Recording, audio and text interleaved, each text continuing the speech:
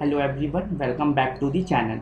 सो आज की वीडियो में हम लोग करने वाले हैं हेरिडिटी एंड एवोल्यूशन के most important question answer for term 2। ठीक है, चलिए इससे पहले मैंने आपको फिजिक्स और केमिस्ट्री की बहुत इंपॉर्टेंट क्वेश्चन आंसर की वीडियोस दे रखी है। आपको मैंने एनसीईआरटी एग्जाम्पलर लाइव मतलब लाइव नहीं, सॉल्व करके आपको दिखाया हुआ है। एनसीईआरटी का एग्जाम्पलर जो होता है ना, एग्जाम्पलर जो कि आपके लिए बहुत ही ज़्यादा इंपॉर्टेंट हो जाता है प्रिपरेशन के लिए, वो भी मैंने आपको सॉल्व कर दिया है। जाकर के वीडियोस को देखिए, एंजॉय कीजिए एंड पढ़ाई अपनी अच्छी तरीके से कीजिए। ठीक है, चलिए स्टार्ट करते हैं आज का video with the topic heredity most important question and answer for term 2। अभी तक चैनल को सब्सक्राइब नहीं किया तो क्या कर रहे हो, जाके सब्सक्राइब करो, लाइक करो और वीडियो को शेयर करो अपने फ्रेंड्स एंड फैमिली के साथ, ताकि हम भी मोटिवेटेड हैं और आपके लिए ऐसे ऐसे वीडियोस और भी बना करके लेते आए। ठीक है, चलिए पहला क्वेश्चन है। पहला क्वेश्चन ये दिल्ली में पूछा गया है, कब पूछा गया उससे नहीं लेना देना होना चाहिए, लेकिन ये प्रीवियस ईयर क्वेश्चन है, दिल्ली में पूछा जा चुका है, सीबीएसई के दिल्ली में। ठीक है, चलिए तो व्हाट इज अ जीन। तो जीन क्या होता है स्टूडेंट, तो सबसे पहले आपको पता होना चाहिए कि हमारी बॉडी में होता है सेल, सेल के अंदर होता है न्यूक्लियस, न्यूक्लियस के अंदर प्रेजेंट होता है क्रोमैटिन, क्रोमैटिन के अंदर प्रेजेंट होते हैं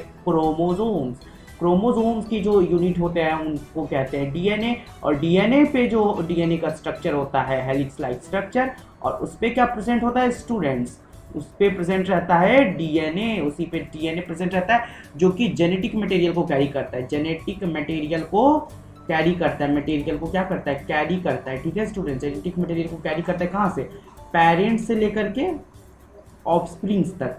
ऑफस्प्रिंग तक कौन कैरी करता है, ऑफस्प्रिंग तक आपको पता है, पेरेंट्स से लेकर के ऑफस्प्रिंग तक डीएनए का जेनेटिक मटेरियल कैरी करने का काम करता है। तो यह जीन, तो जीन को हम लोग यूनिट ऑफ इनहेरिटेंस भी कहते हैं। Gene is the part of chromosomes, chromatin के अंदर जो क्रोमोसोम्स का पार्ट वही है, कंट्रोल करता है appearance and the set of heredity characters जो कि आपके पेरेंट्स के अंदर से आया है। तो आप जीन का डेफिनेशन लिख देना कि जेनेटिक मटेरियल को कैरी करता है, यूनिट ऑफ इनहेरिटेंस है, ये क्रोमोसोम्स का एक पार्ट है, और ये सारा कंट्रोल करता है कि आप कैसा दिखोगे, अपीयरेंस कैसा होगा, और आपकी हेरिडिटी कैरेक्टर्स को। ठीक है, चलिए what is a sex chromosomes, क्या है एक सेक्स क्रोमोसोम्स स्टूडेंट्स। तो आपने पढ़ा होगा कि सेक्स क्रोमोसोम्स क्या होता है, कि जो कि हेल्प करता है टू डिटरमाइन सेक्स, है ना, डिटरमाइन करने में सेक्स करता है हम लोग को, है ना, मैकेनिज्म की whether it is a boy और गर्ल। तो उसको कैसे हम लोग डिटरमाइन करते हैं, यूजिंग सेक्स क्रोमोसोम्स। तो हमारे पास दो पेयर के क्रोमोसोम्स होते हैं, X X and X Y. तो एक्स वाई जहाँ दिखे तो आप मान लोगे कि वो बॉय है, एंड एक्स एक्स जहाँ दिखता है वो होता है गर्ल। तो अब उसमें क्या होता है, कुछ अपीयरेंस का दिखता है, तब हम लोग जाकर के उसको मानते हैं, है ना। तो आपको पता है कि अगर पेरेंट में से एक फादर ने भी एक्स दिया, मदर ने भी एक्स दिया, तो वो गर्ल चाइल्ड बनाएगा, और अगर एक्स दिया मदर ने और वाई दिया फादर ने, तो वो जाकर के बॉय चाइल्ड बनाता है। ये स्टूडेंट्स आपको क्लियर हो गया। चलिए, तो सेक्स क्रोमोसोम्स क्या है, सेक्स क्रोमोसोम्स एक क्रोमोसोम है that operate sex determining mechanism. Sex determinate करने के लिए जो मैकेनिज्म होता है वो क्या करता है, वो सेक्स क्रोमोसोम्स बताता है। ठीक है, यानी कि सेक्स क्रोमोसोम्स के मदद से आप क्या आइडेंटिफाई कर सकते हो कि वेदर स्पीसीज इज बॉय और गर्ल, है ना। तो सेक्स डिटरमाइनिंग मैकेनिज्म है, इसी की मदद से जो है आपको पता है कि कोई भी वेदर अब बॉय हो सकता है या गर्ल हो सकता है ह्यूमन में, है ना। In human there is a large X chromosomes and Y chromosomes. ठीक है, many animals have two different pair of sex chromosomes, ठीक है, इंक्लूडिंग ह्यूमन। तो सेक्स क्रोमोसोम्स की डेफिनेशन आप यहाँ से लिख दोगे। ठीक है, चलिए next thing, the sex of a children is determined by what they inherited from their father and not their mother. नहीं, ऐसा नहीं है स्टूडेंट्स, आपको पता है कि जरूरी नहीं है कि ऐसा ही होगा, बट आपको पता है कि फादर के पास क्या होता है, एक्स वाई क्रोमोसोम्स होता है, और मदर के पास एक्स एक्स क्रोमोसोम्स होता है। तो किसी भी सिचुएशन में मदर तो एक्स ही देगी, है ना। 22+1 पेयर जो है मदर क्या देगी, वो एक्स क्रोमोसोम्स ही देगी, एंड फादर जो कर सकता है वो एक्स एंड वाई दोनों क्रोमोसोम्स का 22+1 पेयर वो दे सकता है ना, वो दे सकता है। तो आपको पता है कि it is because a child who inherited X chromosomes from her father will be a girl, and अगर फादर वाई दे देता है तो वो क्या हो जाएगा, एक बेबी बॉय। सो ऑल जो चिल्ड्रन हैं inherited X chromosomes from mother regardless of their whether they are boys और गर्ल, क्योंकि हर केस में जो मदर है वो एक्स क्रोमोसोम्स को ही कंट्रीब्यूट करेगी, वेदर एज फादर एक्स और वाई को कंट्रीब्यूट करके डिसाइड करता है, मतलब कि उसके हाथों में नहीं होता है, बट जो भी आता है क्रोमोसोम्स वो डिसाइड करता है कि whether it will be a girl okay, और it will be a boy, ठीक है। तो ये कहाँ से पता चलता है, regarding from the sex chromosomes. तो आपको पता चल गया sex of her children is determined by what they inherited from the father, क्योंकि फादर ही एक्स और वाई को में से कोई एक दे सकते हैं, क्योंकि वेदर इज मदर तो सिर्फ एक्सेस देंगी, तो उनका काम बस है कि वो एक क्रोमोसोम्स को दे देना, बट वेदर डिसाइड कौन करेगा कि दैट विल बी बॉय और गर्ल, देयर फादर, ठीक है। चलिए ये क्लियर हो गया, बहुत ही इजी सा क्वेश्चन था। आगे बढ़ चलते हैं। Why did Mendel choose P plant for experiment? अपने एक्सपेरिमेंट के लिए मेंडल ने क्यों पी प्लांट को चूज किया? तो आपको पता है उसके पास पहले तो 7 कॉन्ट्रास्टिंग कैरेक्टर्स थे, वो लिख करके मुझे कमेंट्स में बताना कि वो क्या क्या 7 पेयर ऑफ कॉन्ट्रास्टिंग कैरेक्टर्स थे, चाहे वो शेप ऑफ पॉड हो, शेप कलर ऑफ पॉड हो, जो भी है उसको आप कमेंट कीजिएगा, ठीक है, उसको आप कमेंट कीजिएगा कमेंट सेक्शन में। Next other thing, Mendel choose the green pea for his experiment due to following reason, because this plant has a short life span भी था उसका स्टूडेंट, शॉर्ट लाइफ स्पैन, जिसके कारण उस पर ज़्यादा से ज़्यादा रिसर्च कर सकता था। द रिजल्ट में be gathered and evaluated more quickly, जो भी रिजल्ट चाहिए था उसको जल्दी मिल जाता है क्योंकि उसका लाइफ स्पैन शॉर्ट था, इसीलिए मेंडल ने उसको चूज किया। Next, garden pea possesses a number of feature that are dramatically oppose one another. Garden का जो पीस है अपोज करता है नंबर ऑफ फीचर, जैसे कि कलर ऑफ पॉड बहुत ही ज़्यादा डिफरेंट हो सकता है, ग्रीन येलो हो सकता है, फ्लावर ऑफ कलर हो अलग अलग हो सकते हैं। तो इतने सारे कैरेक्टर्स की वजह से क्या हो उन्होंने चूज़ किया पी प्लांट को। Next thing, this plant is बहुत ही छोटा था, इजी टू ग्रो था और बिग नंबर में ऑफस्प्रिंग्स को प्रोड्यूस करता था, है ना, मटर के दाने, इसीलिए उसने मेंडल ने इसको चूज़ किया। तो ये जो है आपके लिए 3 मार्क का क्वेश्चन है, ठीक है, ये आपको 3 मार्क में पूछा जाएगा, आप वहाँ पे ये 3 मार्क में लिख सकते हो, अल्दो ये 4 मार्क्स में भी पूछा जा सकता है, ठीक है। चलिए next question, how is chromosomes number restore in zygote? तो आपको पता है कि मदर के पास कितना होता है, 42 सॉरी तो 46 होता है, फादर के पास भी 46 होता है, तो इसके कारण तो पेरेंट्स के पास जो ऑफस्प्रिंग्स है उसके पास तो 92 हो जाना चाहिए, बट ऐसा होता है क्या? नहीं होता है। क्यों नहीं होता है? आपको पता है कि ड्यूरिंग गैमीट फॉर्मेशन ये जो 46 है ये 23 का पेयर, और यहाँ से भी 46 का, ठीक है, 46 का 23 और 23 पेयर बनता है, जिसमें से आपको पता है इसका 23 पेयर और इसका 23 पेयर साथ में आकर के बनाता है, या तो इसका ये 23 का ये 23 साथ में आके बनाता है। तो देखो जायगोट के पास भी कितना गया, 23 पेयर ही गया, ठीक है, यानी कि इधर से भी 23 इधर से भी 23, तो यहाँ पे सॉरी 46 बनेगा, यहाँ पे भी 46 बनेगा, इग्नोर कीजिएगा मैथमेटिकल कैलकुलेशन, यहाँ पे इधर हो गई, इसको भी 46 बनेगा और यहाँ भी क्या होगा 46 बनेगा, ठीक है। इसीलिए क्या होता है कि मेल एंड फीमेल गैमीट वहाँ पे क्या होता है, हाफ हो जाता है, हाफिंग ऑफ क्या हो जाता है, हाफ हो जाता है, halving of that is number of chromosomes, है ना। चलिए देख लीजिए, male and female gametes having n chromosomes, gametes combine with zygote during fertilisation and number of chromosomes in it is 2n। आपको पता ही है ये बात कि आपको आपके फादर भी 2n है, आपकी मदर भी 2n है, बट उनके गैमीट्स क्या है, n है, इसका भी गैमीट्स n है, फिर ये दोनों गैमीट्स n आकर के आपको फॉर्म करते हैं जो कि आप 2n स्ट्रक्चर हो, है ना। चलिए आगे चलते हैं, बहुत ही इजी है। आपको पता है कि क्रोमोसोम्स का नंबर इसलिए स्टोर होता है क्योंकि ड्यूरिंग गैमीट फॉर्मेशन, इसका ऐसे भी लिख सकते हो, ड्यूरिंग गैमीट फॉर्मेशन क्या होता है, halving of number of chromosomes, ठीक है, halving the number of chromosomes, इसके कारण स्टूडेंट्स, ठीक है। चलिए next thing, define variation in relation to species. आपको वेरिएशन डिफाइन करना है रिलेट करके स्पीसीज से। Why is variation beneficial to species? Variation क्यों जरूरी है? आपको यहाँ से तो सटीक वेरिएशन से मैंने रिप्रोडक्शन में भी बढ़ाया हुआ है कि वेरिएशन क्यों जरूरी है, टू सर्वाइव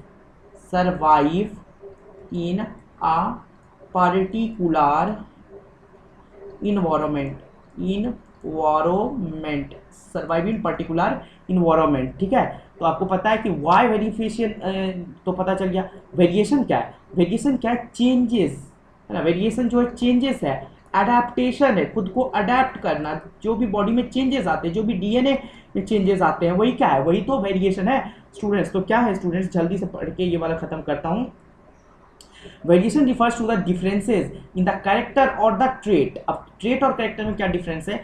ट्रेट जैसे कि आप मान लो कि ट्रेट आपके बाल का कलर है, लेकिन उसका बाल का कलर का जो ब्राउन और ब्लैक होना वो कैरेक्टर है, समझे। तो वेरिएशन क्या है, रिफर करता है डिफरेंसेस इन द कैरेक्टर और trait among the individual of species। Variation क्या करता है, एक बताता है डिफरेंसेस को कि इस पर्टिकुलर इंसान की ये खासियत है, उस पर्टिकुलर इंसान की वो खासियत है, इसमें ये डिफरेंसेस है, उसमें वो डिफरेंसेस है स्टूडेंट्स, ठीक है। ये बेनिफिशियल इसका है क्योंकि they enable to organism adapt themselves in changing environment. Changing environment में अडेप्ट करने के लिए वेरिएशन की बहुत ही ज़्यादा जरूरत पड़ती है।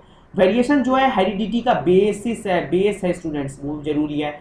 They form a raw material for evolution, और वेरिएशन के कारण ही इवोल्यूशन आता है, इसलिए ये बहुत ही ज़्यादा इंपॉर्टेंट है। आई होप ये सारे पॉइंट्स क्लियर हो गए और आपको समझ में आए। चलिए आगे बढ़ चलते हैं। नेक्स्ट थिंग, ये फॉरेन में पूछा गया और आपको पता होना चाहिए कि सीबीएसई जो है, सीबीएसई अपना एग्ज़ाम जो है फॉरेन में भी कंडक्ट होता है, फॉरेन, ठीक है। चलो तो इसको देखते हैं एक बार। नाउ आंसर तो क्या बोल रहा है कि डिस्क्राइब, आंसर देखने से पहले क्वेश्चन तो देख लें। Describe briefly 4 ways in which individual with a particular trait में इंक्रीज इन अ पॉपुलेशन।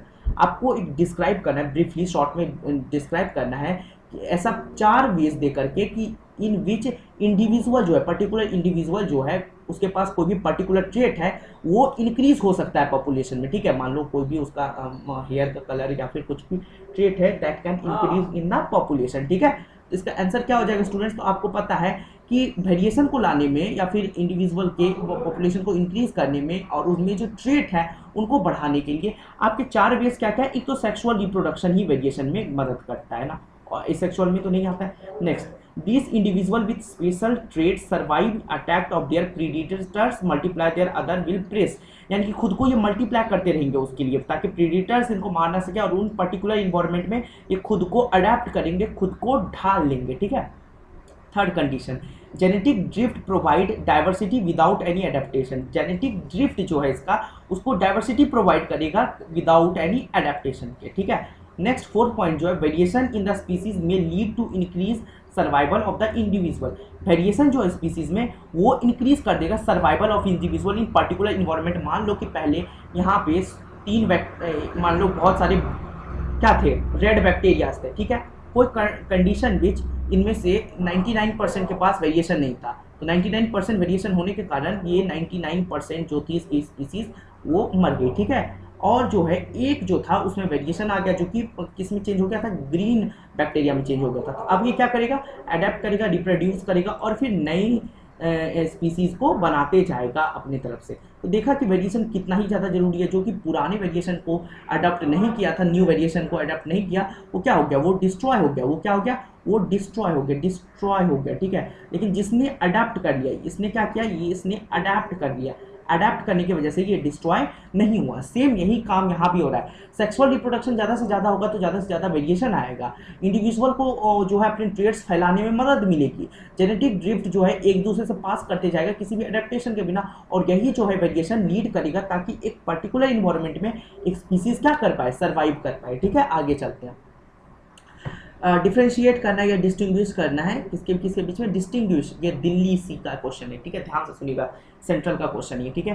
तो distinguish between acquired and inherited trait by giving 1 example of each. आपको डिफरेंस बताना है एक्वायर्ड और इनहेरिटेड ट्रेट में। बहुत बार मैंने जब हेरिडिटी पढ़ाया था तभी बताया था, ठीक है। डिस्टिंग्विश करना एक्वायर्ड ट्रेट और इनहेरिटेड ट्रेट में बाय गिविंग एक एग्जांपल देकर के, ठीक है। चलो वाई अब इसको किस फॉर्म में करोगे डिफरेंशिएट, ऐसा टेबल बनाओगे, ऐसा टेबल बना करके ऐसा करना। अभी तो मैंने आपको ऐसे बना के बता दिया है, ठीक है, इनहेरिटेड ट्रेट और एक्वायर्ड ट्रेट में या फिर ऐसे करके, बट आपको क्या करना है, ऐसा प्रॉपर टेबुलर फॉर्म में बना के उन्हें बताना है, तो वो ज़्यादा इंप्रेशन अच्छा पड़ेगा, ठीक है। चलिए, तो why are trait acquired during the lifetime of an individual not inherited. जो एक्वायर्ड ट्रेट है वो क्यों नहीं जो है पास हो जाता है इंडिविजुअल का, है ना, इनहेरिटेड लाइफ टाइम क्यों नहीं रह जाता है। तो आपको पता है एक्वायर्ड ट्रेट क्या है। एक्वायर्ड ट्रेट एक पर्टिकुलर कैरेक्टरिस्टिक है that develop during the lifetime of individual, ठीक है। सच कैरेक्टरिस्टिक जेनेटिकली नहीं मिला है इसको, ठीक है, उसने अपने आप में डेवलप किया, अपने ब्रेन को अच्छे से डेवलप किया है, आपने पढ़ाई अच्छे से की, तो एक्वायर्ड है जो कि आगे ट्रांसफर नहीं होगा। बट इनहेरिटेड क्या है, जो आगे ट्रांसफर होगा, जैसे आपका आंखों का कलर, आपके दैट इज हेयर का कलर, आपके हेयर का स्टाइल, ये सारी चीज़ें। तो जो कैरेक्टरिस्टिक्स ट्रांसफर नहीं होते हैं वो एक्वायर्ड ट्रेट होते हैं, जैसे कि जिसको आप खुद कंट्रोल करते हो, ठीक है। They are control to can not be pass to next generation, नहीं पास होगा। Loss of weight due to starvation एक एग्जाम्पल है। ये पास नहीं हो सकता, आपके आगे का जनरेशन मोटा हो जाए, ठीक है। चलिए नेक्स्ट थिंग, इनहेरिटेड ट्रेट्स जो कि ट्रांसफर होगा from one parents to their offspring में, ठीक है। जनरेशन टू जनरेशन ये ट्रांसफर होते रहेगा इनहेरिटेड ट्रेट्स। सच ट्रेट्स जो है जेनेटिकली डिटरमाइन होते हैं, ठीक है, और एक दूसरे को डिफरेंट करते हैं पर्सन को एक दूसरे से, ठीक है। कलर ऑफ स्किन आगे के जनरेशन में आपके ट्रांसफर इजीली हो जाएंगे, ठीक है। सो दस the acquired trait can not change the DNA of germ cells. तो एक्वायर्ड ट्रेट जो है वो डीएनए ऑफ नहीं चेंज करता है, वो आपके बाहरी तो दिखेगा लेकिन वो डीएनए में नहीं चेंजेस है, तो डीएनए के चेंजेस में नहीं है, जर्म सेल में चेंजेस नहीं है, तो वो आगे इनहेरिटेड नहीं होंगे। Therefore the acquired trait can not B inherited. क्यों नहीं हो सकते? क्योंकि एक्वायर्ड डीएनए में चेंजेस नहीं कर सकते, है ना, और डीएनए का ही सारा चीज जाता है आगे के जनरेशन में, है ना। तो आपको ये पता चल गया कि लाइफ टाइम में कभी भी एक्वायर्ड इनहेरिटेड नहीं हो सकता है, ठीक है। क्यों नहीं हो सकता है? क्योंकि उससे डीएनए में चेंजेस करने की पॉसिबिलिटीज नहीं है एक्वायर्ड ट्रेट को, है ना। चलिए आगे, बहुत ही इंपॉर्टेंट नेक्स्ट क्वेश्चन है, दिल्ली में ही पूछा गया है सीबीएसई के द्वारा। Give one example of each of the character that are inherited that once are acquired in human, mention the difference between the inherited and the acquired trait। बस यहाँ भी आपको डिफरेंस बताना है इन acquired and inherited traits के बीच में। उससे पहले बताना है आपको एक एग्जांपल देकर के कि कैरेक्टर्स जो हैं are inherited and ones that acquired in humans. जो चीज़ें एक कैरेक्टर एक्वायर्ड होता है और एक दैट इज क्या होता है, इनहेरिटेड होता है, ठीक है। चलिए, तो जैसे कि आपको पता है कि आई कलर जो है आपका, हेयर कलर जो है पर्सन का, वो क्या है, एक टाइप का इनहेरिटेड ट्रेट्स है जो कि आगे ट्रांसफर होगा। बट जैसे कि आपका बॉडी का वेट, बॉडी की हाइट जो है, हाइट तो मान सकते जाएगा, लेकिन बॉडी का वेट जो है वो एक्वायर्ड कैरेक्टर है, वो आगे के जनरेशन में बिल्कुल भी पास नहीं होगा। आपको बहुत अच्छे से पढ़ाई कर ले तो जरूरी नहीं कि आपके जनरेशन में आगे भी अच्छी पढ़ने वाला इंसान हो, क्योंकि वो एक्वायर्ड नहीं है, एक्वायर्ड है, इनहेरिटेड नहीं है, ठीक है। तो बेसिक डिफरेंस क्या है इनहेरिटेड एंड एक्वायर्ड के बीच में, कि जो इनहेरिटेड कैरेक्टर है वो पास कर जाता है पेरेंट्स टू ऑफस्प्रिंग में, लेकिन एक्वायर्ड कैरेक्टर जो है इंडिविजुअल का पास नहीं कर पाता है लाइफ टाइम में। क्यों? क्योंकि वो डीएनए के इसमें चेंज नहीं कर सकता है एक्वायर्ड ट्रेट्स, ठीक है। तो inherited only will be transfer from one generation to another generation में क्या ट्रांसफर होगा, ओनली इनहेरिटेड कैरेक्टर ही ट्रांसफर होता है। ये समझ में आ गया ना, तो आगे की चीज़ें और भी आसान होती चली जाएंगी, ठीक है। देख रहे हो क्वेश्चन का लेवल कितना ईजी है, ठीक है, तो ऐसे ही क्वेश्चन आएंगे, ठीक है। चलिए, explain the mechanism of sex determination in humans. All India question है सीबीएसई, ऑल इंडिया बहुत ही ज़्यादा इंपॉर्टेंट हो जाता है, ऑल इंडिया क्वेश्चन है सीबीएसई का, ठीक है। और एक फॉरेन क्वेश्चन है, एक फॉरेन क्वेश्चन भी है, और करके आपको दिया गया है यहाँ पे, मैंने दे दिया, या तो ये बना लो या तो ये बना लो ऐसे करके, लेकिन मैं यहाँ पे आपको दोनों ही बताऊंगा, ठीक है। चलिए, तो यहाँ पे क्या बोल रहा है, explain the mechanism of sex determination in human. तो आपको पता है कि जो सेक्स डिटर्मिनेशन है मैकेनिज्म का, वो पता है कि वो क्या हो सकता है, जेनेटिकली डिटरमाइन हो जाता है। By process of a new born can be determined human have one sex chromosomes and sex chromosomes of male X and Y. हाँ, तो क्या बोल रहा है ये क्वेश्चन बेसिकली कि मैकेनिज्म को समझाइए। तो मैकेनिज्म जो है बहुत ही ज़्यादा इजी है। आपको क्या करना है, एक ऐसा प्रोसेस है, सेक्स डिटर्मिनेशन बताना है कि एक ऐसा प्रोसेस है जिसमें सेक्स जो है न्यू बॉर्न बेबी का, इंडिविजुअल का डिटरमाइन हो सकता है, ठीक है। आपको पता है कि एक अनपेयर्ड होता है, 22+1 पेयर होता है, और यही जो है वो चेंजेस करता है ना 22+1 पेयर में, ठीक है। वही एक्स और वाई बनता है, तो वो दिखाता है हमको कि कोई वेदर गर्ल है या फिर एक वेदर अ पर्सन और अ चाइल्ड इज बॉय। तो मैकेनिज्म कैसे हम लोग डिटरमाइन कर रहे हैं स्टूडेंट्स, कि एक जो है, एक ओनली जो 22+1 पेयर में जो एक सेक्स क्रोमोसोम से, वही बता देता है कि वो वेदर अ गर्ल है या एक बॉय है उनमें से, ठीक है। चलिए, तो समझ में आया। Next thing, sex of a child depends on the happens at the fertilization. वो जो टाइम पे फर्टिलाइजेशन हुआ वहाँ पे एक्स क्रोमोसोम्स आया, वाई क्रोमोसोम्स आया, वो डिपेंड करता है, ठीक है। सो जो फादर है इसके लिए रिस्पॉन्सिबल होता है determination of sex of child के लिए, है ना। तो वो 22+1 पेयर मदर से आया तो एक्स एक्स में से ही कुछ आएगा, लेकिन फादर में से एक्स वाई निकल के आएगा और वही बताएगा, डिटरमाइन करेगा कि सेक्स का के दौरान कि जो पर्टिकुलर बेबी का जेंडर क्या है, ठीक है। चलिए, ये क्लियर हो गया। चलिए नेक्स्ट थिंग आगे बढ़ चलते हैं, और ये वाला क्वेश्चन आप खुद से मुझे करोगे, ठीक है। With the help of a flow chart explain a brief how sex of a new born is genetically determined in human being with the 2 parents and mother. ऐसे तो मैं भी बता सकता हूँ आपको, देख लो। तो आपको पता है कि मदर, आप यहाँ पे मदर लिखोगे, मदर, इधर लिखोगे फादर, तो what is happen during fertilization, mother जो है आपको XX देती है और फादर जो है XY देता है क्रोमोसोम्स में से। तो मान लो मदर और फादर से भी XX आया तो आप बोलोगे कि ये जो है गर्ल चाइल्ड है, वो क्या है, गर्ल चाइल्ड है। लेकिन मदर से X और फादर से Y आता है तो वो बोलोगे XY क्रोमोसोम्स है और वो जो है बेबी बॉय है। तो ऐसा करके फ्लो चार्ट आप बनाओगे, एक फ्लो चार्ट बनाओगे और CBSE के सामने परोस दोगे। जैसे मैंने बनाया इसी को बनाना है, थोड़ा सा इसको डिफाइन करना है, इजी हो जाएगा सारा कंसेप्ट क्लियर। चलिए नेक्स्ट क्वेश्चन पे बढ़ते हैं। How is equal genetic contribution of male and female parents insured in the progeny. आपको बताना है कि कैसे जो है इक्वल जेनेटिक कंट्रीब्यूशन होता है मेल एंड फीमेल पेरेंट्स का इंश्योर्ड इन द प्रोजेनी। तो आपको पता है कि जब सेक्सुअल रिप्रोडक्शन होता है तो 23 पेयर मदर से भी आता है, 23 पेयर फादर से भी आता है, ठीक है। तो आपको जैसे कि पता है कि जब फर्टिलाइजेशन होता है तो egg fuses with male gamete sperm cells के साथ और वहाँ क्या होता है, हैप्लॉइड जाइगोट बनता है, ठीक है। हैप्लॉइड जाइगोट यानी कि 2n स्ट्रक्चर का ही बनता है ना। चलिए जाइगोट इज डिप्लॉइड कंटेंट अब देखो आपको मैंने क्या बताया था कि क्रोमोसोम्स एंड हैप्लॉइड स्ट्रक्चर का होता है। आप जो डिप्लॉइड बन जाते हैं जब क्या बनता है, जब जाइगोट बनता है। तो जाइगोट क्या है, डिप्लॉइड है, बट उसका क्रोमोसोम्स जो है मदर या फादर से आ रहा है वो क्या होता है, हैप्लॉइड होता है। तो कंटिन्यूटी जो है जेनेटिक मटेरियल की जेनेटिक कंट्रीब्यूशन है दोनों से हाफ ही है ना। फादर से भी n है, मदर से भी n है, दोनों से जो कंट्रीब्यूशन क्या है 2n हाफ स्ट्रक्चर का है, ठीक है। तो वो क्या करता है आगे की जनरेशन में फिर क्या होता है, ट्रांसफर होते चला जाता है ना। तो आपको पता चल गया कि ड्यूरिंग जो फर्टिलाइजेशन है वो एन दोनों से आ रहा है, दोनों से क्या हो रहा है एन आकर के एक जाइगोट बना रहा है जो कि डिप्लॉइड स्ट्रक्चर है, जो कि 2n स्ट्रक्चर का है, ठीक है। इन दिस वे जो इक्वल जेनेटिक मटेरियल का कंट्रीब्यूशन हो रहा है मेल और फीमेल से, ठीक है, पेरेंट्स से, ठीक है। तो ऐसा नहीं हो रहा है कि जो है मेल 2n दे रहा है फीमेल n दे रही है, या फिर कोई पूरा का पूरा 2n मेल से ही आ रहा है या पूरा का पूरा 2m फीमेल से ही आ रहा है, नहीं, यहाँ इक्वल कंट्रीब्यूशन है n का। हाँ अगर बात करेंगे कि सेक्स डिटर्मिनेशन में तो फादर रिस्पॉन्सिबल होगा, but as in the condition of genetic contribution, ठीक है। तो उस कंडीशन में क्या होता है कि जो आपके मदर एंड फादर है, दोनों इक्वली वहां पे कंट्रीब्यूट करते हैं, ठीक है स्टूडेंट्स। आगे चलते हैं। चलिए बहुत इंपॉर्टेंट क्वेश्चन है, ये भी देख लीजिए, प्रीवियस ईयर क्वेश्चन से उठाया गया मोस्ट इंपॉर्टेंट क्वेश्चन है, ठीक है। तो चलो, a blue colour flower plant denoted by BB is, अब यहाँ ब्लू के लिए BB यूज किया गया, ठीक है, डोमिनेंट कैरेक्टर है। और white colour of flower denoted by BB, यहाँ पे स्मॉल b से डिनोट किया गया है, ठीक है। जिनमें से डोमिनेट कौन है, ब्लू कलर, और रिसेसिव कौन है, व्हाइट कलर। तो पहला क्वेश्चन पूछता है state the colour of flower that would you expect in F1 generation. F1 generation में आपको F1 क्रॉस बना के दिखवाना पड़ेगा। तो F1 जेनरेशन लिखोगे आप यहाँ पे स्टूडेंट, F1 जनरेशन लिखोगे, और F1 जनरेशन जैसे ही लिखोगे वहाँ पे लाओगे BB, ठीक है, और यहाँ पे स्मॉल b, ठीक है। ये व्हाइट को डिटरमाइन कर रहा है, ये आपका ब्लू को डिटरमाइन कर रहा है स्टूडेंट्स, है ना। चलो अब फटाफट आगे बढ़ चलते हैं। देखो BB से क्या बनेगा, एक B और एक B, दो गैमीट्स फॉर्मेशन हो गए।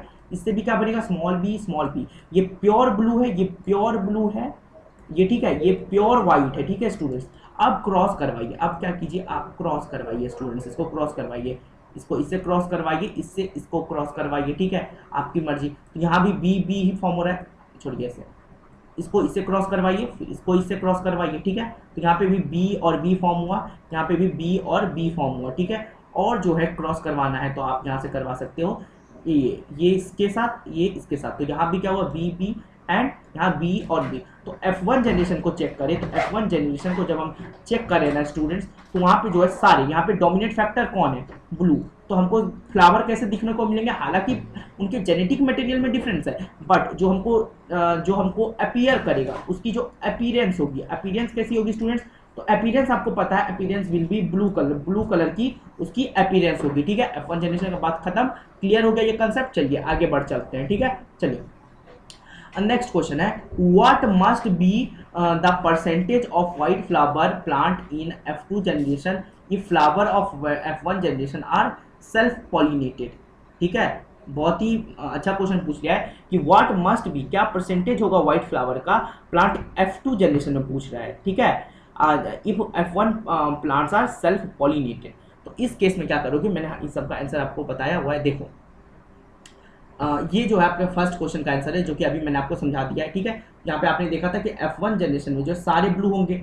अब देखो परसेंटेज ऑफ व्हाइट फ्लावर का F2 जनरेशन में वो 25 होगा। वो 25 कैसे हो जाएगा, तो आपको B और B लेना है, ये बी और बी लेना है, ठीक है। अब F2 जनरेशन में क्रॉस करवाओगे, है ना, बी और बी, यहाँ बी और ये बी लेकर के, ठीक है, ठीक है। अब जब क्रॉस करवाओगे आप उनके बीच में, तो आपको जो number of flower, white flower मिलेंगे वो उनको होंगे 25, ठीक है। नेक्स्ट क्वेश्चन क्या बोला है कि state the expected ratio of genotypes B B in the F2 progeny. तो F2 प्रोजेनी में जो जीनोटाइपिक रेशियो है वो 1:2 रहेगा।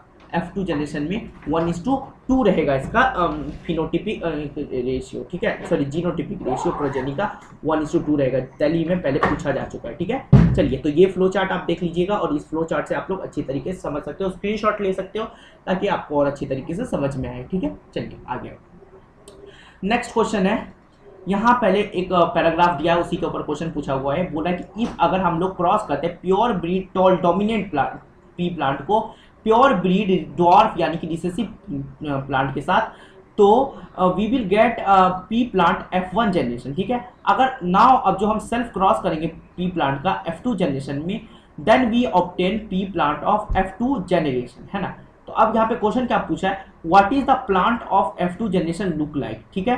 तो आपको पता है कि all plants of F1 generation will be tall plants, है ना। F1 यहाँ पे सॉरी ये F2 नहीं, ये F1 होगा। तो आपको पूछा है, तो आपको पता है कि इस केस में जब आप T और T को स्मॉल t और स्मॉल t के साथ क्रॉस करवाओगे तो सारे ही आपको यही मिलेंगे, T T T T ही मिलेंगे, यानी कि सारे आपको कैसे दिखने में मिलेंगे, सारे टॉल प्लांट्स देखने को मिलेंगे। एक खत्म। B, state the ratio of tall plant and the dwarf plant in the F2 generation. F2 generation में आपको पता है स्टूडेंट कि 3:1 का रेशियो होता है। कैसे, तो ये क्या पूछ रहा है, दैट इज फिनोटिपिक रेशियो। तो वहाँ पे आपको दिखेगा कि सारे ही tall T T and T आपको देखने को मिलेगा और एक स्मॉल टी और स्मॉल टी देखने को मिलेगा। तो रेशियो क्या बन जाएगा, 3:1। तो सेकंड खत्म। C, state the type of plant found in F2 generation but appeared in F2 generation mentioning the reason for the same. Okay, so आपसे पूछा जा रहा है, sorry F1 generation, state the type of plant not found in F2 generation but appeared in F1 generation, ठीक है, mentioning the reason for the same, ठीक है। तो F1 आपको पता है स्टूडेंट्स की ड्वार्फ ट्रेट जो है रिसेसिव ट्रेट होता है, ठीक है, was not expressed in F1 generation. वहाँ पे सारे क्या होते हैं, टॉल ही बनते हैं, डॉफ नहीं बनता है। देन जो रिसेसिव ट्रेट जो है वहाँ पे gate expressed only F2 generation में। जब क्या होता है, जब आप क्या कहते हो F2 जनरेशन में जब क्रॉस करवाते हो तभी वहाँ आपको जो है डॉफ देखने को मिलता है। अदरवाइज अगर F1 जनरेशन का क्रॉस करवाते हो, क्रॉस करवा के देख भी सकते हो, वहाँ पे आपको ओनली द टॉल ही मिलेगा प्लांट्स, ठीक है। चलिए नेक्स्ट थिंग क्वेश्चन पूछ रहा है, state the meaning of inherited trait and acquired trait. ये मैंने बता रखा है, explain the two not pass next generation explain with an example. ये देख सकते हो, आपको पता है, ये आप पढ़ सकते हो पैराग्राफ में बता देता हूँ कि inherited acquired trait, inherited trait जो कि क्या होते हैं, ट्रांसफर हो जाते हैं, ठीक है, one generation to another generation transfer जो होंगे इनहेरिटेड ट्रेट्स, लेकिन एक्वायर्ड ट्रेट ट्रांसफर नहीं होंगे, जैसे कि बॉडी का वेट, बॉडी का मसल्स वगैरह, ठीक है। इनहेरिटेड ट्रेट्स के अंदर जो कि ट्रांसफर होगा, और जैसे कि आपके आई का कलर और जो आपके हेयर का साइज है, हेयर का सॉरी साइज नहीं, हेयर का कलर वगैरह, ठीक है, ये सारी चीज़ें। अब चलिए आप इसका जो है बीच नॉच आपकी एक्सप्लेन कर दीजिएगा, यहाँ पे एक्सप्लेन किया हुआ है और इससे पहले भी मैंने ये क्वेश्चन आपको एक्सप्लेन किया हुआ है, तो बहुत ही ज़्यादा इजी है, कुछ ज़्यादा है नहीं। फिर भी अगर चाहते हो तो मैं पढ़ के बता देता हूँ कि inherited traits are the characteristics transmitted from parents to offsprings में ट्रांसफर किया जाता है, ठीक है। एक्वायर्ड ट्रेट जो है कैरेक्टरिस्टिक होता है which are developed, I hope आप इतना समझदार हो कि ये समझ लोगे, है ना। चलिए आगे चलते हैं। Next thing, mention any two recessive traits of a green plant. आपको दो रिसेसिव ट्रेट बताने हैं ग्रीन प्लांट के। तो आपको पता है एक ड्वार्फ और एक रिंकल्ड, ये दो चीज़ें हैं, ठीक है। एक जगह हाइट है, ठीक है, वो क्या है, एक जगह ड्वार्फ होना और रिंकल होना सीड का, ये ड्वार्फ रिसेसिव कंडीशन है, ठीक है। Next thing, what is called a phylogenetic system of classification, ठीक है। तो यहाँ पे आपको ऐसे नहीं पढ़ना है, बट एक बार बता देता हूँ कि organism are classified depending on their evolutionary relation, उसको क्या बोलते हैं, फाइलोजेनेटिक सिस्टम ऑफ क्लासिफिकेशन, ठीक है। चलिए, what will the percentage of AB gametes produce by, इसका तो आपको पता है कि 25% होगा, क्रॉस करके देख सकते हो, ठीक है, क्रॉस करके आप देख सकते हो और खुद भी बताना मुझे, ठीक है। इन दोनों का जब क्रॉस करोगे तो आपको क्या मिलता है, आप ये खुद मुझे कमेंट करोगे, ठीक है। 25% होता है, ये मैंने करके देखा हुआ है, ठीक है। चलिए, Mendel cross a pure white recessive P plant with dominant pure red flower, ठीक है। तो यहाँ पे डोमिनेंट रेड है और प्योर रिसेसिव जो है व्हाइट फ्लावर है। What will the F1 generation hybrid का, तो सारे ही अलर्ट हो जाएंगे, ठीक है। यानी कि सबको रेड ही मिलेगा, ऑल रेड, अलर्ट नहीं, ये सारा ऑल रेड लिखा हुआ है स्टूडेंट्स, ठीक है। ऑल जो है रेड कलर के ही हो जाएंगे, क्योंकि F1 जनरेशन में रिसेसिव नहीं दिखा पाता है, ठीक है। ओनली जो है डोमिनेंट कैरेक्टर वही हमको दिखता है। Why are acquired not inherited? Answer दे दे के मैं थक गया हूँ कि एक्वायर्ड जो है दोस्त that organism developed over a course of their life, ठीक है। एक्वायर्ड वो होता है, ठीक है। इनहेरिटेड जो होता है वो एक दूसरे में ट्रांसफर होगा, लेकिन एक्वायर्ड ट्रांसफर नहीं होता है, ठीक है। चलिए, बिकॉज जो एक्वायर्ड ट्रेड्स है ना वो क्या होता है, नॉन रिप्रोडक्टिव होते हैं, नॉन रिप्रोडक्टिव टिश्यू है। बट इनहेरिटेड ट्रेड जो है रिप्रोडक्टिव टिश्यू, और रिप्रोडक्टिव टिश्यू और डीएनए से ही जा करके वेरिएशंस आती है, जाके प्रोजेनीज फॉर्म होती है, ठीक है। चलिए आगे बढ़ जाते हैं। How do two factor of a character present in a diploid cell, ठीक है, behave the time of gamete formation, ठीक है। तो जो आपको पता है कि सारे एन स्ट्रक्चर में फॉर्म हो जाते हैं, हैप्लॉइड हो जाते हैं ना during gamete formation, two components named as X और वाई सेपरेट हो जाता है, ठीक है। As a result gamete is either X और वाई, है ना, सारे सेपरेट हो जाते हैं, है ना। एक्स एक्स सेपरेट हो जाता है एक्स एक्स में, और एक्स वाई सेपरेट हो जाता है एक्स एंड वाई में, ठीक है, एक्स वाई में, ठीक है। Another one, what is gene, where are gene located, तो जीन क्या होता है और जीन कहाँ लोकेटेड होता है, तो जो टर्म जीन है वो रिफर करता है डीएनए के सेगमेंट को, और chromosomes are where gene are found, chromosomes के ऊपर जो आपके न्यूक्लियस के अंदर क्रोमोसोम्स क्रोमेटिन होता है, डीएनए के ऊपर जो है आपको जीन्स देखने के लिए मिल जाता है, ठीक है। चलिए आगे। ओके, ये हो चुका है repeated question. What are variation, give their types, तो वेरिएशन दो टाइप्स के होते हैं, रिप्रोडक्टिव और नॉन रिप्रोडक्टिव। बट वेरिएशन क्या है, वेरिएशन क्या है, वेरिएशन वो जो चेंजेस है, वेरिएशन क्या है भैया, चेंजेस है।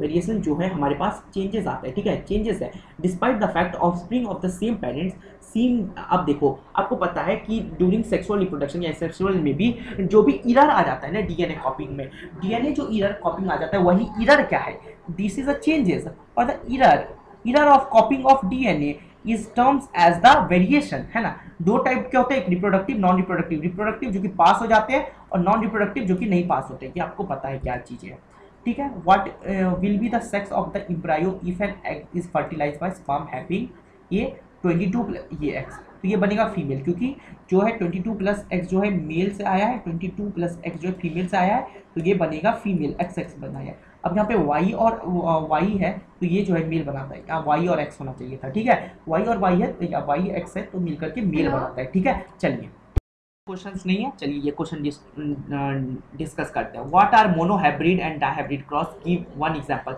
मोनोहाइब्रिड क्या होता है, जिसमें एक चीज को कंसीडर करते हैं, या तो टॉलनेस या फिर डार्कनेस या फिर कलर, ये सारी चीजों को। तो मोनोहाइब्रिड क्रॉस क्या होता है, this is the simplest cross in which only one character inheritance को हम लोग लेते हैं। बट डायहाइब्रिड में क्या होता है, दो प्लांट्स या दो से हम लेकर के चलते हैं, दो कैरेक्टर्स को लेते हैं, जहाँ एक कैरेक्टर वन कैरेक्टर लिए वो क्या मोनोहाइब्रिड, और डायहाइब्रिड यहाँ पे दो कैरेक्टर ले रहे हैं, जहाँ पे हम लोग क्या ले रहे हैं, उसका राउंडनेस और उसका कलर दोनों ले रहे हैं, उसका शेप और कलर दोनों ले रहे हैं, तो वो क्या होगा डायहाइब्रिड। लेकिन अगर उसका सिर्फ हम लोग ले रहे हैं साइज, टॉलनेस, डॉर्फनेस, तो वो क्या होगा मोनोहाइब्रिड। मोनोहाइब्रिड में सिर्फ एक कैरेक्टर को लेंगे, डायहाइब्रिड में दो कैरेक्टर को, ठीक है। चलो ये कंप्लीट हो गया, आगे चलते हैं। What is the phenotypic ratio obtain by Mendel, ठीक है। क्या जो है फिनोटिपिक रेशियो है वो ऑब्टेन किया जाता है मेंडल बाय मोनोहाइब्रिड क्रॉस, ठीक है। क्या जो फिनोटिपिक रेशियो है वो ऑब्टेन किया जाता है मेंडल के द्वारा बाय मोनोहाइब्रिड क्रॉस, ठीक है।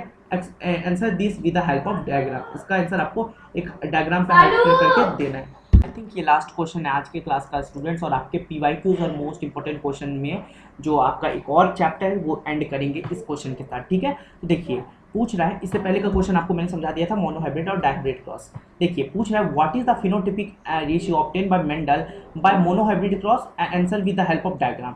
तो ये आप खुद करोगे, ठीक है। What is the phenotypic ratio obtain, तो फिनोटिपिक रेशियो क्या ऑब्टेन हुआ था स्टूडेंट्स, तो उसने देखा था कि 1:1 का रेशियो मिला था F1 जनरेशन में, है ना, और 3:1 का मिला था उसको रेशियो F2 जनरेशन, है ना, जब उन्होंने मोनोहाइब्रिड को क्रॉस किया था, ठीक है। तो आप बताओगे कि मोनोहाइब्रिड क्रॉस जो है 3:1 था, ठीक है, किस में, F2 जनरेशन में, और 1:1 था किस में, F1 जनरेशन में। और बाकी सारी थ्योरी जो है आप यहाँ से कॉपी पेस्ट करके लिख दोगे, बहुत ही ईजी होने वाला है, ठीक है, कोई ज़्यादा डिफिकल्ट चीज़ है नहीं, ठीक है। तो आई होप ये चैप्टर आपको अच्छे से समझ में आ गया होगा, है ना। तो तो अगर नहीं भी आया है तो वन शॉट वीडियो देखिए और उसके बाद क्वेश्चन को लगाइए। सारी चीज़ें चैनल पे ही अवेलेबल हो रही हैं और हो गई हैं, ठीक है। तो मिलते हैं नेक्स्ट वीडियो में। टिल देन आपको क्या करना है, आपको जस्ट हमें जस्ट फॉलो करना है, फॉलो करते रहना है जल्दी से जल्दी, ताकि आपको सारी वीडियोस आपको मिलते रहे, आपकी तैयारी बहुत अच्छी तरीके से ब्रेव तरीके से होती रहे, ठीक है। तो will meet in the next video with the next chapter. Till then take care and bye.